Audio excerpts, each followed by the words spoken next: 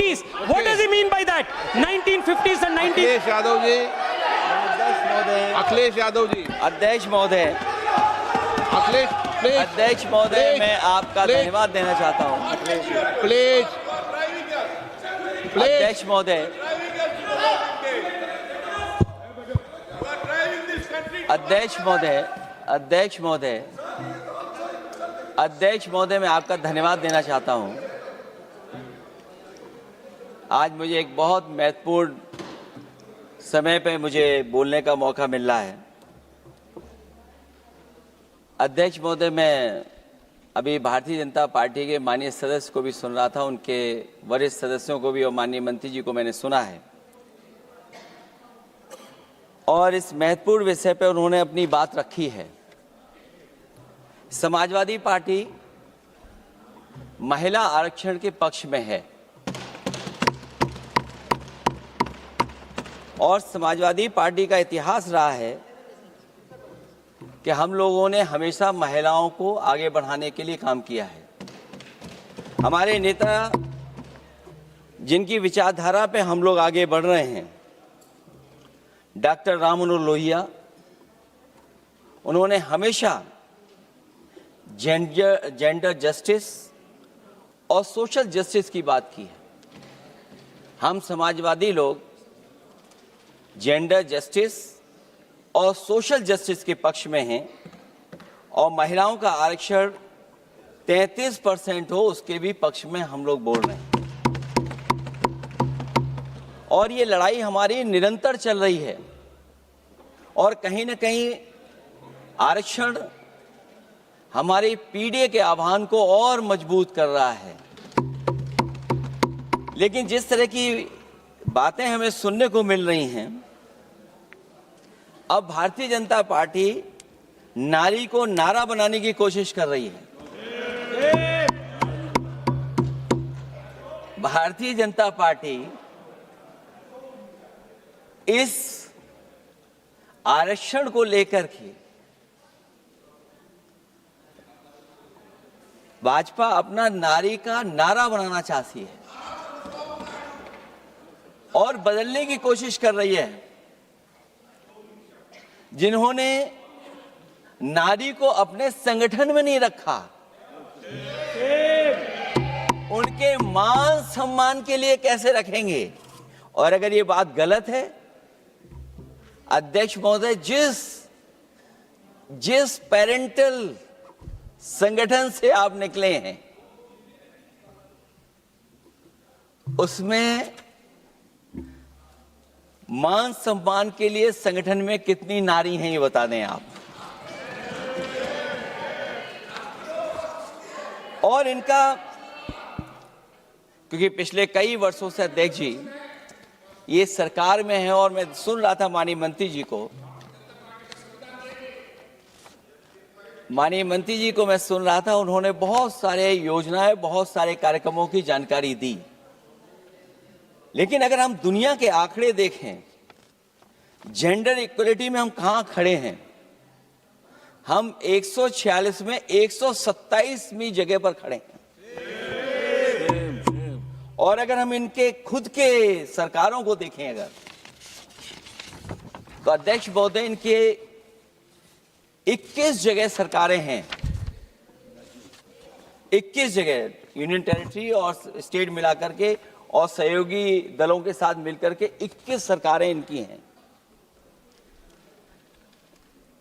Bharatiya Janata party ये बताए कि उनके 21 स्टेट में जहां सरकारें उनके सहयोगी साथियों के साथ चल रही हैं, कितने मुख्यमंत्री इनके बने हुए हैं?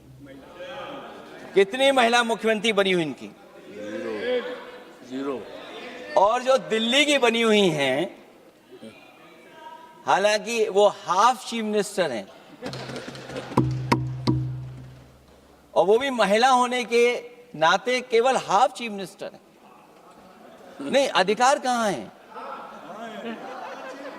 एक चीफ मिनिस्टर के जो अधिकार होते हैं, एक स्टेट के जो अधिकार होते हैं, क्या आपके दिल्ली की मुख्यमंत्री के पास वो अधिकार है?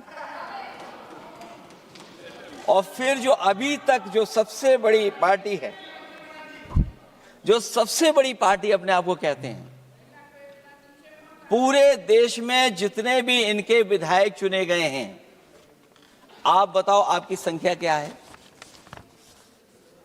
10% से ऊपर नहीं जा पा रहे हैं आप? क्या 10% से ऊपर हैं आप?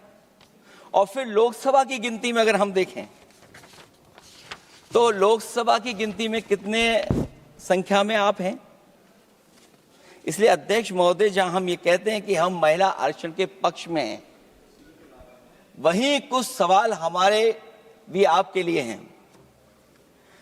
मैं उससे पहले याद दिलाना चाहता हूं कि कई बार लोग ये कहते हैं कि समाजवादी पार्टी विरोध करती है।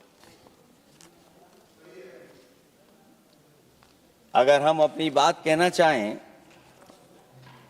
तो डॉक्टर राममनोहर लोहिया, जिनकी विचारधारा पर हमारी समाजवादी पार्टी का आधार है, उनके द्वारा हमेशा महिलाओं को पुरुषों के बराबर की हिस्सेदारी हर क्षेत्र में देने की बात कही गई। और मैं उनको कोट करना चाहता हूं कि संस्कार का आरंभ महिला से होता है।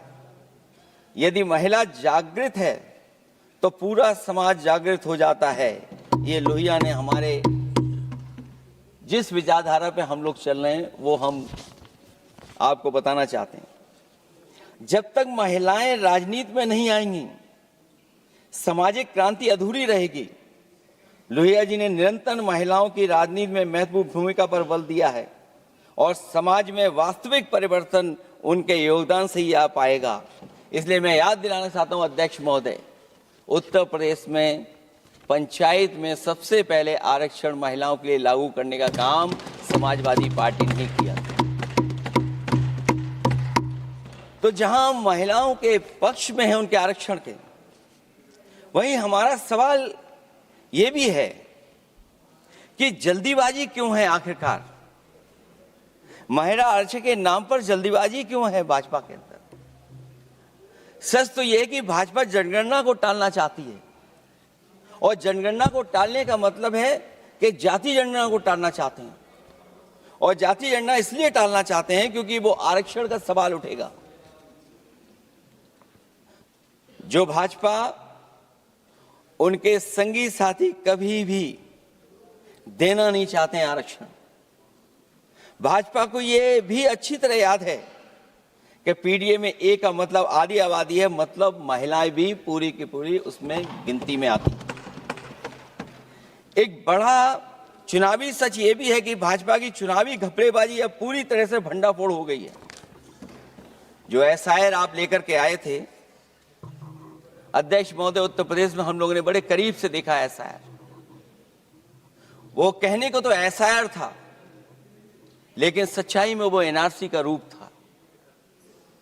और एसआईआर के मामले में जिस तरीके से वोट काटने का काम शुरू हुआ, मैं बधाई देना चाहता हूं अपने पीडीए प्रहारी और संगठन के लोगों को जिन्होंने वोट बचा लिया। जब पहली गिनती में हम लोग बचाने में कामयाब हो गए तो अध्यक्ष महोदय, भारतीय जनता पार्टी फॉर्म 7 को लेकर के आई और फॉर्म 7 उन्होंने ऐसे बांटना शुरू किया, उस घपले को भी हम लोगों ने पकड़ लिया। और जब उस घपले को पकड़ा तो पता लगा फॉर्म 7 बंद हो गया उत्तर प्रदेश में। फॉर्म 7 से कोई वोट काटा नहीं गया। अध्यक्ष महोदय, जो फॉर्म 7 काटने के लिए जिससे दस्तखत कराए थे भारतीय जनता पार्टी ने, उस व्यक्ति को दस्तखत करना भी नहीं आता है। अध्यक्ष महोदय, जो एसआईआर के बहाने फॉर्म 7 लेकर के आए थे, जो फॉर्म 7 दस्तखत करा करके वोट काटे जा रहे थे उत्तर प्रदेश में, जब पकड़ा गया, हम लोगों को जानकारी मिली, हम लोगों ने उसको प्रेस के सामने लेकर के आए और चुनाव आयोग को शिकायत की।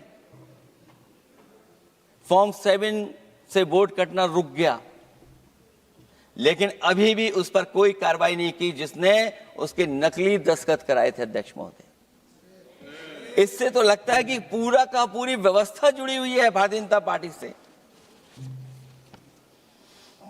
और धीरे धीरे जो भारतीय जनता पार्टी की सरकार चली है, हेरा फेरी हम लोग पकड़ लिए, भाजपा की कलई खुल गई और उसके समर्थक और वोटरों का आकार पड़ने लगा तब भाजपा निराशा के इस दौर में उभरने के लिए बिल लेकर के आ रही है।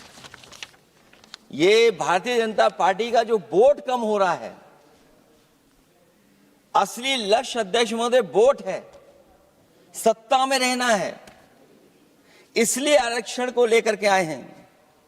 भाजपा की यही राजनीतिक चाल रहती है। जब पुराने लोग ये समझ जाते हैं कि भाजपा किसी की सगी नहीं है, तो हर बार भाजपा कुछ नए लोगों को अपने लुभाने जुमलों में फंसाती है।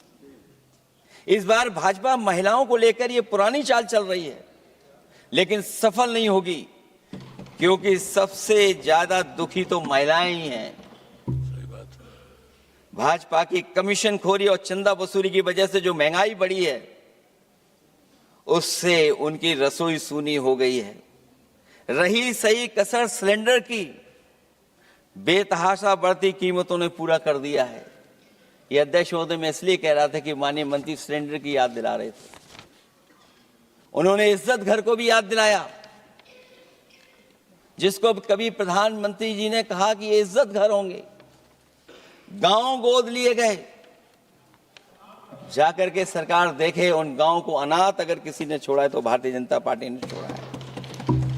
हर महिला अपने बच्चों को पढ़ाना चाहती है, लेकिन भाजपा की शिक्षा विरोधी सोच तो सरकारी स्कूल तक बंद करवा दे रही है। महिलाओं का दर्द क्या होता है, ये मेरठ के दुकानदारों के परिवार की महिलाओं की आंखों में आए आंसू भी बयां कर रहे हैं, और नोएडा की मजदूर और मेड के गले बयान भी कर रहे हैं। क्योंकि जब हम बहस महिला आरक्षण पे कर रहे हैं, तो हमें याद रखना चाहिए कि हमारे बिल्कुल बगल में 40,000 से ज्यादा लोग सड़कों पे मजदूर, महिलाएं सड़कों पर हैं, जहां से प्रभु श्री राम जो कभी हम लोगों ने स्क्रीन पे देखा था, वो चुन करके आए थे। वहां पर महिलाएं धरने पर बैठी हैं, और अगर ये धरने पर इसलिए बैठी हैं क्योंकि उनको न्याय नहीं मिल रहा है, भारतीय जनता पार्टी की सरकार की वजह से उनके घर उजड़ रहे हैं, महिलाएं रो रो करके न्याय मांग रही हैं, तो मैं कहना चाहता हूं अध्यक्ष महोदय सरकार से कि अगर ये बिल इतना ही सही है तो इसे मेरठ नोएडा की पारिवारिक और कामगार महिलाओं के बीच बैठकर घोषित किया जाए कि उनके लिए इसमें क्या क्या होने जा रहा है। हम महिला आरक्षण के साथ हैं, पर उस भाजपाई चालबाजी के खिलाफ हैं जो एक साजिश के तहत की जा रही है। भाजपाई और उनके संगी साथी देश की सबसे बड़ी आबादी के वर्ग मतलब पिछड़े वर्ग की महिलाओं के बारे में चुप्पी साधे बैठे हैं। ये बात अध्यक्ष जी समझ में नहीं आ रहा है, क्योंकि जब हम लोग प्रधानमंत्री जी को सुनते थे तो वो ये कहते थे कि हम पिछड़े वर्ग से आते हैं, हम आप जैसे ही हैं, पिछड़े हैं। लेकिन जब आरक्षण की बात हो रही है तो पिछड़ों की संख्या इसमें कितनी है, हमें उम्मीद है कि सरकार इस पर जरूर बात अपनी रखेगी। ये संशोधन के नाम पर जो जल्दीबाजी दिखा रहे हैं, दरअसल उसके पीछे भाजपाइयों की मंशा है कि जनगणना न करनी पड़े, क्योंकि अगर जनगणना करनी पड़ेगी तो जातिवार आंकड़े भी देने पड़ेंगे और जातिवार आरक्षण भी। ये भाजपा का एक बहुत बड़ा षड्यंत्र है, जिसमें जनगणना आधारित परसीमन को नकार कर पिछड़ों का अधिकार लूटा जा रहा है। ये लोकतंत्र के खिलाफ खुफिया लोगों की गुप्त योजना है, जो अब तक स्वीकार नहीं, जब तक प्रक्रिया के साथ हम लोग स्वीकार कभी नहीं कर सकते, जब तक इसका लागू करने का तरीका ठीक ना हो। अगर पिछड़ों की आबादी कम से कम अगर हम गिन लें कि 70%, 80% से ज्यादा है, अध्यक्ष महोदय अगर हम उनको 66% मान लें तो इनकी आबादी कम से कम पिछड़ों की 33% होगी, आधी आबादी की जनसंख्या, जिनके हक की बात तो है ही नहीं इसके अंदर। इसका मतलब यह हुआ कि पिछड़े वर्ग की 33% महिलाएं, उनको हक देना नहीं चाहते ये लोग, हक उनका छीनना चाहते हैं। और फिर जो डिलिमिटेशन का साथ साथ लेकर के आए हैं,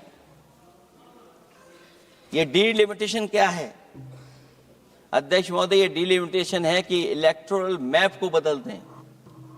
हमारे पूर्व में कांग्रेस के सदस्य ने ठीक कहा है कि जब डिलिमिटेशन की बारी आई तो इन्होंने पूरी रणनीति बना करके कि किस तरीके से लोकसभाओं के क्षेत्र बनाए जाएं, क्षेत्र कैसे बने जिससे कि उन्हीं को पॉलिटिकल लाभ मिले, वो हम लोगों ने आसाम में भी देखा और जम्मू कश्मीर में भी देखा है।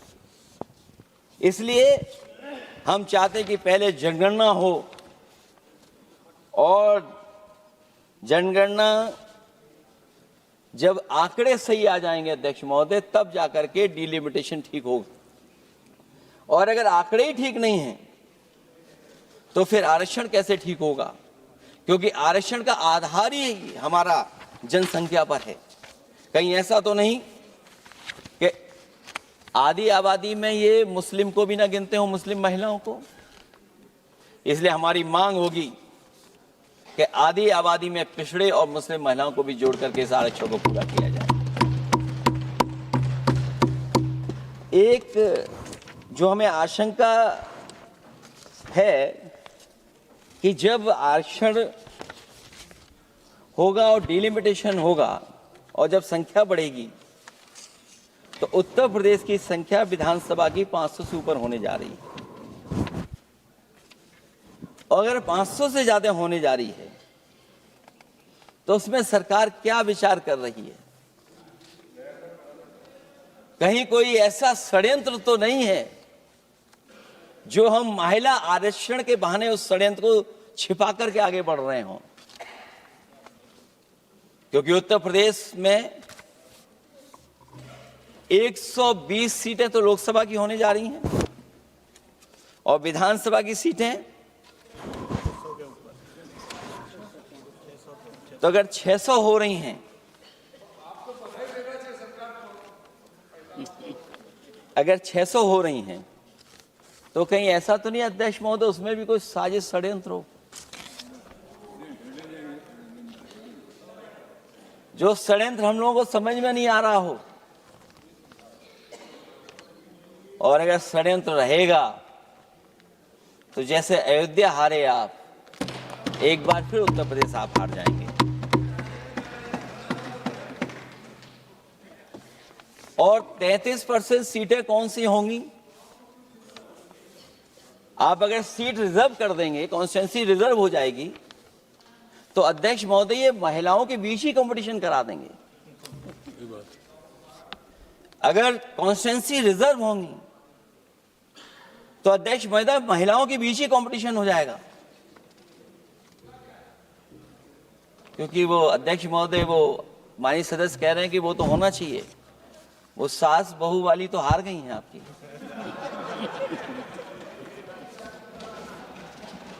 तो अगर पार्टी को ये मौका मिलेगा तो न केवल कंपटीशन से हम बच सकते हैं बल्कि संख्या महिलाओं की लड़ने की ज्यादा होगी।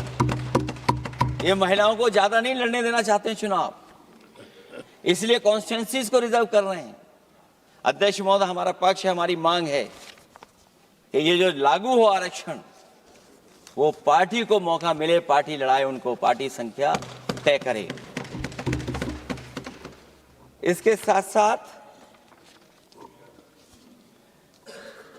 जो रोटेशन वाला है इशू, स्वाभाविक है कि जब हम एक क्षेत्र से लड़ते हैं अध्यक्ष महोदय तो एक भावनात्मक अटैचमेंट बनता है वोटरों के बीच में। और अगर ये रोटेशन का मामला होगा तो अध्यक्ष महोदय कोई भी अपने क्षेत्र में बहुत ज्यादा भावनात्मक लगाव नहीं रखेगा क्षेत्र की जनता से। तो अगला क्षेत्र की सोचने लगेगा कि अगला क्षेत्र हमारा क्या होगा। इसलिए हम इसके भी खिलाफ है अध्यक्ष महोदय कि रोटेशन नहीं हो। हम रोटेशन की प्रणाली के खिलाफ हैं, इसके पक्ष में हम लोग नहीं हो सकते।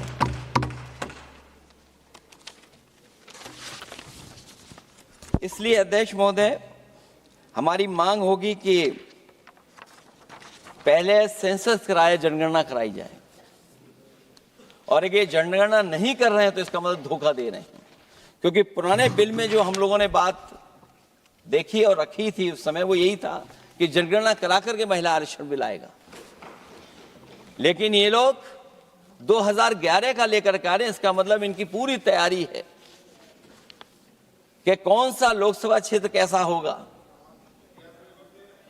इनके गुप्त लोगों ने वो कहीं ना कहीं नक्शा बना करके रखा होगा, जिसको आरक्षण पास होते ही, बिल पास होते ही लागू करने की कोशिश करेंगे। और जो और सुधार होने चाहिए महिलाओं के, जो सुधार होने चाहिए, उन सुधारों पे इसमें बिल में कोई विशेष योजना या विशेष बात नहीं हो रही है। बिना उनके लिए लाभ पहुंचाए, सशक्तिकरण किए, शायद हम पूरा उनको हक नहीं दे पाएंगे। मैं अध्यक्ष महोदय आपसे यही निवेदन और अपील करूंगा कि पिछड़ों को, माइनॉरिटी को, खासकर मुस्लिम महिलाओं को आरक्षण दिया जाए। जो सेंसस से ये दूर भाग रहे हैं, वो इसीलिए भाग रहे हैं क्योंकि जाति जनगणना की मांग उठेगी, और अगर जाति जनगणना की बात उठेगी तो आरक्षण की बात और उठेगी। हमें उम्मीद है कि हम लोगों की बात मान करके सरकार उस पर विचार जरूर करेगी। जब हम आरक्षण देना चाहते हैं तो बिना पिछड़ा, बिना मुसलमानों के शायद हमारा जो लक्ष्य है महिला आरक्षण का, वो पूरा नहीं होगा। इन्हीं शब्दों के साथ आप सबका बहुत बहुत धन्यवाद।